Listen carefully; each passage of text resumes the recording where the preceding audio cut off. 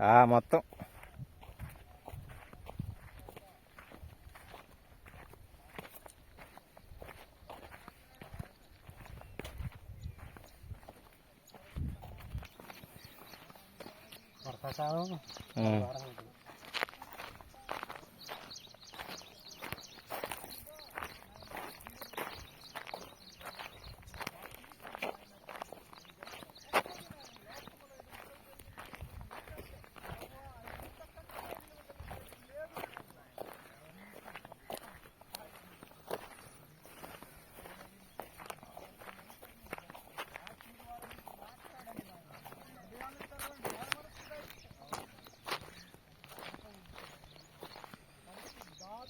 మనసు వచ్చాక కదా బాప్తీసం.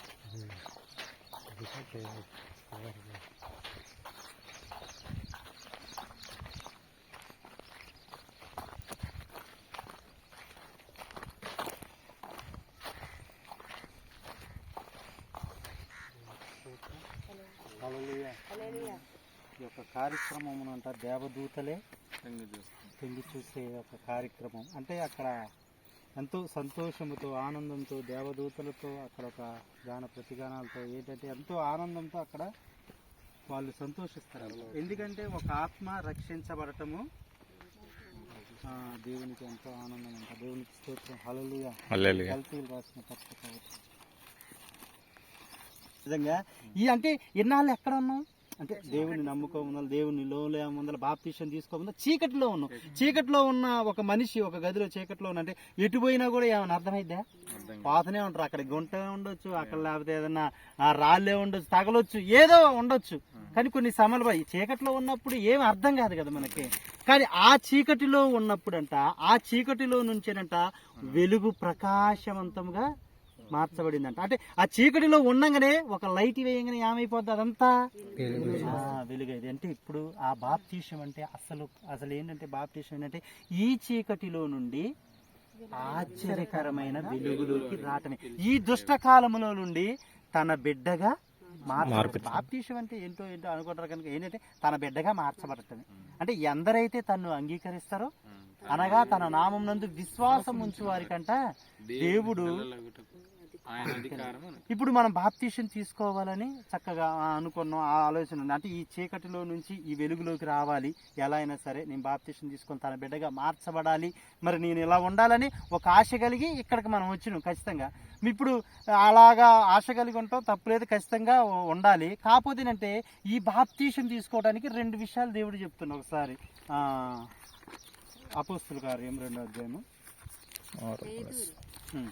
మీరు మారు మనసు పొంది పాప క్షమాపణ నిమిత్తం ప్రతివాడును యేసుక్రీస్తు నామమున బాప్తీసం పొందుడి, అప్పుడు మీరు పరిశుద్ధాత్మను వరమును పొందుదురు. హల్లెలూయా. దేవునికి స్తోత్రం. అంటే మనం బాప్తీసం పొందుకోవటానికి అంటే ఈ చీకటిలో ఇది చీకటమ్మా, ఈ చీకటి నుంచి ఆ వెలుగులోకి పోవాలంటే 2 ఉండాలంటాను. ఏం ఫస్ట్ ఏం కావాలి? మారు మనస్సు కావాలి. మారు మనస్సు లేకుండా సాక్ష్యమిచ్చి మీరు మూర్ఖులకు ఈ తరము వారు వేరై రక్షణ పొందుడని వారిని హెచ్చరించెను. హల్లెలూయా. దేవునికి స్తోత్రం. కాబట్టి అతని వాక్యాన్ని అంగీకరించిన వారు బాప్తీసం పొందిరి. హల్లెలూయా. చూడండి, ఇందాక మరి తమ్ముడు చెప్పినట్లుగా దుష్ట యుగంలో ఉన్నాం కదండి. ఇప్పుడు దేవుని వాక్యం ఏం సెలవుస్తుంది? మూర్ఖతరములో ఉన్నాం. ప్రార్థన, మరి వాక్యములో, సహవాసంలో, అన్ని విషయాల్లో కూడా మనం ఎదగాలన్నమాట. దేవునిలో ఎదగాలి. ఈ లోకం విషయంలో అన్ని విషయాల్లో మనం తెలుసుకున్నాం. ఇప్పటి నుంచి ఏం చేయాలంటే అపోస్తల బోధ యందు, బాప్తీసం పొందుకున్న తర్వాత ప్రార్థన యందు, సహవాసం యందు, రొట్టె విరుచుట, ఈ అన్ని విషయాల్లోకి ముందుకు వెళ్ళాలన్నమాట. కాబట్టి మనం ఏమవ్వాలి? మూర్ఖులకు ఈ తరము వారికి వేరవ్వాలి ఖచ్చితంగా. చూడండి, మనం బాప్తీసం తీసుకోవడానికి చాలా మంది మరి ఫ్రెండ్స్, నువ్వు ఇప్పుడే తీసుకుంటున్నావా, లేకుంటే బంధువులు మీరు బాప్తీసం తీసుకుంటే దేవుని నమ్ముకుంటే మీ ఇంటికి రా, మీ ఫంక్షన్లకు రా, పెళ్ళిళ్ళకి రా, ఇలాంటి అన్ని అభ్యంతర పరుస్తూ ఉంటారు. ఈ లోకం ఖచ్చితంగా ఆటంకంగా ఉంటది మనకి. కాబట్టి మనం ఏం చేయాలంటే మూర్ఖులకు ఈ తరము వారికి వేరవ్వాలి. అంటే వాళ్ళ ఆలోచన విధానాలుగా ఉండకూడదు. దేవుని ఆలోచనలో, దేవుని పద్ధతులు, దేవుని విధానంలో మనము ముందుకెళ్ళాలి. ఇక మన ఆలోచన ధ్యాస ఏంటంటే మనం నీ కోసం ఎంతో మంది ప్రార్థన చేస్తుంటారు. ఇప్పుడు నువ్వు రక్షించబడ్డావు కాబట్టి నువ్వు అనేకుల కొరకు ప్రార్థించే విధానంగా ఉండాలి, ప్రార్థన చేయాలి. ఎవరైనా మీ ఫ్రెండ్స్ రక్షించబడలేదా, లేకుంటే బంధువులు వాళ్ళ కోసం ఆ జీవ గ్రంథంలో రాయబడి ఉంటది. కానీ దాన్ని ఏం చేయాలి, మనము పోగొట్టుకోకూడదు, నిలకడగా ఉండాలి. కాబట్టి మన విశ్వాస జీవితంలో ఎన్నో శ్రమలు, సమస్యలు ఇలాంటివి వస్తూ ఉంటాయి, కానీ భయపడాల్సిన అవసరం లేదు. అన్నిటికంటే ముఖ్యంగా మనల్ని రక్షించింది, కాపాడేది దేవుడే. తల్లి గర్భంలో రూపింపబడక మునిపే మనల్ని ఎరిగి ఉన్న దేవుడు. ఇది యెహోవా ఏర్పాటు చేసిన దినము. ఈ రోజు నువ్వు రక్షణ పొందుకోవాలని దేవుడే.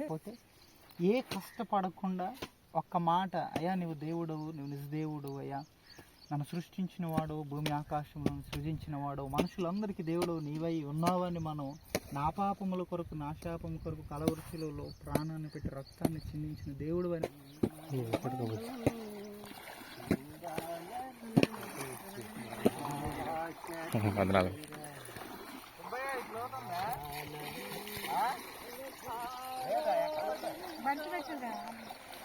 చిన్నగా కూడా అన్నయ్య రోడ్డు మీద నడిచినట్టే నడుతున్నాను. కబగా పోకూడదు. ఏంటిది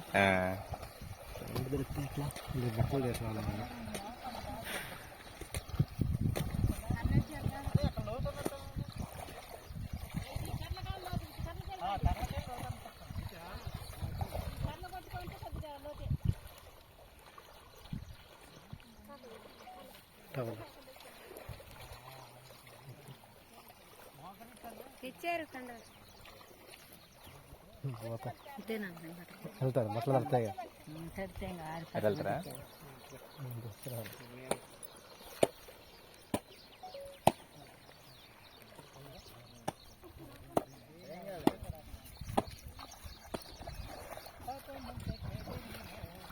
అంటుకోండి,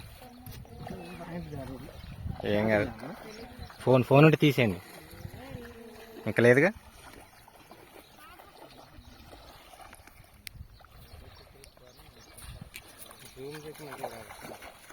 తగ్గిద్ది, క్లారిటీ తగ్గిద్ది.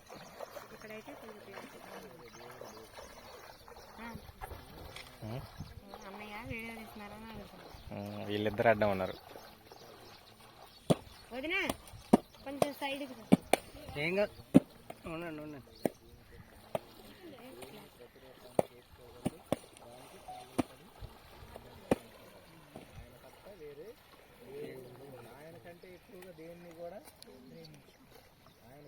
దేవుడి కంటే ఎక్కువగా దేన్ని కూడా దేవుడు ఏదైనా అంటే దీన్ని చేయకూడదు అని అంటే ఖచ్చితంగా మనం దాన్ని చేయకుండా ఉండాలి. దేవునికి స్తోత్రం. హల్లెలూయా. సర్వ